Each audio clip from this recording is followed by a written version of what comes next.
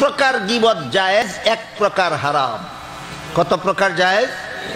3 প্রকার গীবত জায়েজ, এক প্রকার হারাম। জায়েজ 3 প্রকারের। প্রথম প্রকার, যে গীবত করলো সে যার গীবত করলো তার অনিষ্ট থেকে বাঁচতে চায়। 2 নম্বর, যার গীবত করলো তাকে সংশোধন করতে চায়। 3 নম্বর, যার কাছে গীবত করলো তাকে হেফাজত করতে চায়। অবশ্য যথাস্থানে বলতে হবে, যেখানে বললে তার প্রতিকারের ব্যবস্থা আছে সেখানে বলতে হবে। এই 3 প্রকারের গীবতই জায়েজ, কোনো ক্ষেত্রে জায়েজ, কোনো ক্ষেত্রে ওয়াজিব, কোনো ক্ষেত্রে ফরজ। হ্যাঁ, নিজে বাঁচার জন্য নয়, যার গীবত করলো তাকে সংশোধন করার জন্য নয়, যার কাছে গীবত করলো তাকে হেফাজত করার জন্য নয়, অভ্যাসগতভাবেই খামোহা কারো কোনো একটা দোষের কথা জানতে পারলেই হইল বস প্রচার করা শুরু করে দিল, এই গীবতটা হইল হারাম।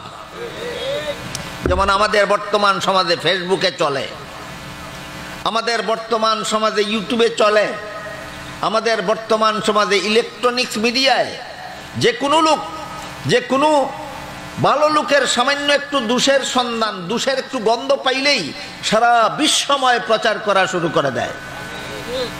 এই গীবত সম্পর্কে আল্লাহ পাক রব্বুল আলামিন বলেন, ওয়ালা ইয়াগতাব বাদুকুম বাদান আইয়ুহিব্বু আহাদুকুম আন ইয়াকুলা লাহমা আখিহি মাইতান ফাকারিহতুমুহু।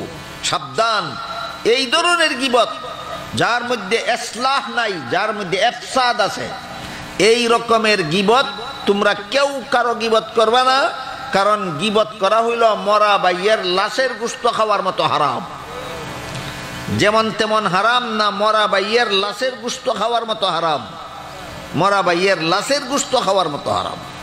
এই জন্য যারা ফেসবুক চালান, যারা ইউটিউব চালান, যারা ইলেকট্রনিক্স মিডিয়ায় কাজ করেন, তাদের জন্য অত্যন্ত সতর্কতার ব্যাপার যে আমি কার দোষটা ইলেকট্রনিক্স মিডিয়ায় প্রচার করতেছি, যে কোন পর্যায়ের, হালালের পর্যায়ের না হারামের পর্যায়ের।